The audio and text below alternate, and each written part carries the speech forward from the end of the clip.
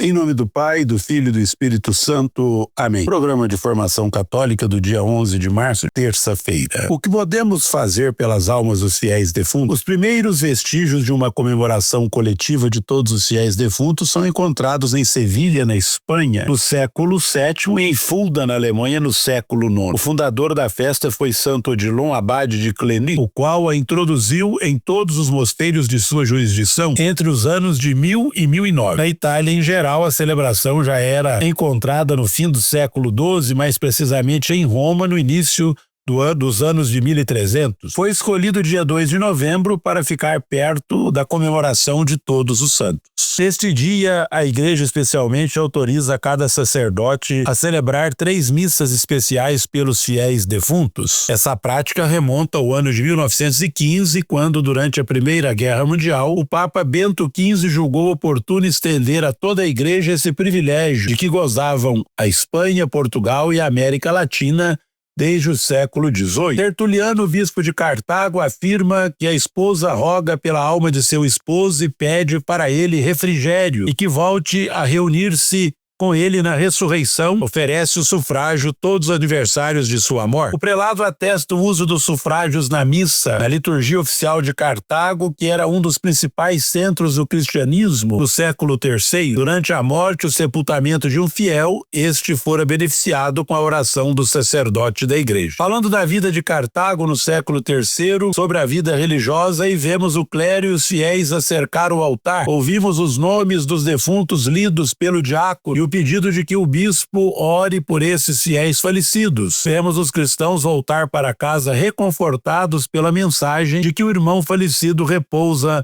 na unidade da Igreja e na paz do Cristo. São Gregório Magno, Papa e doutor da Igreja, ensina que no que concerne a certas faltas leves, deve-se crer que existe antes do juízo um fogo purificador, segundo o que afirma aquele que é a verdade, dizendo que se alguém tiver cometido uma blasfêmia contra o Espírito Santo, não lhe será perdoada nem no presente século, nem no século futuro. Dessa afirmação podemos deduzir que certas faltas podem ser perdoadas no século presente, ao passo que outras no século futuro. São João Crisóstomo, bispo e doutor da Igreja, ensina: levemos-lhes o socorro e celebremos a sua memória. Se os filhos de Jó foram purificados pelos sacrifícios de seu pai, por que duvidar que as nossas oferendas em favor dos defuntos, dos mortos, lhes leva alguma consolação? Não hesitemos em socorrer os que partiram e em oferecer as nossas orações por eles. E os apóstolos instituíram a oração pelos mortos,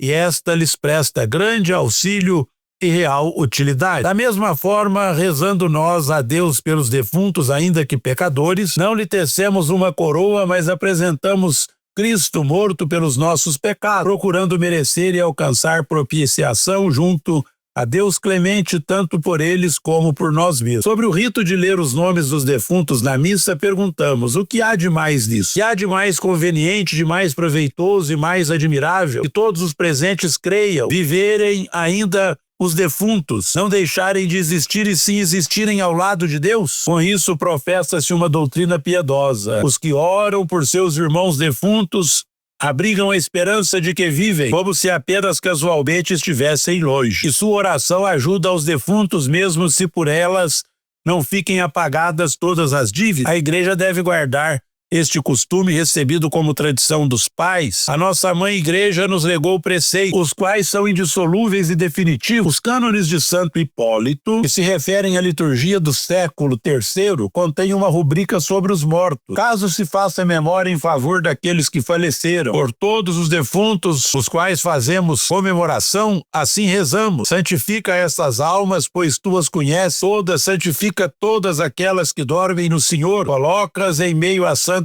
potestades os anjos, dá-lhes lugar e permanência em teu reino. Nós te suplicamos pelo repouso da alma do teu servo ou da tua serva, dá paz a seu espírito em lugar verdejante e aprazível, e ressuscita o seu corpo no dia em que determinastes. Por isso, meus irmãos, oremos pelo repouso eterno de nossos fiéis defuntos, parentes, amigos e benfeitores, a fim de que o Deus bom, recebendo a sua alma, perdoe-lhe todas as suas faltas voluntárias e pela sua misericórdia dê-lhes o consórcio das almas santas do céu. Amém. Que as almas dos fiéis defuntos, pela misericórdia de Deus, descansem em paz Amém. Insisto, nós devemos rezar missas pelo eterno descanso de todos os nossos falecidos. Ave Maria, cheia de graça, o Senhor é convosco, bendita sois vós entre as mulheres, e bendito é o fruto do vosso ventre, Jesus. Santa Maria, Mãe de Deus, rogai por nós, pecadores, agora e na hora de nossa morte. Amém. O Senhor esteja convosco, Ele está no meio de nós, e a bênção de Deus Todo-Poderoso,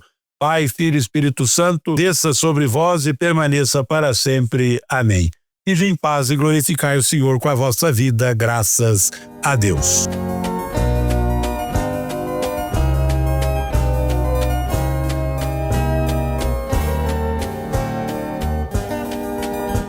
Os olhos jamais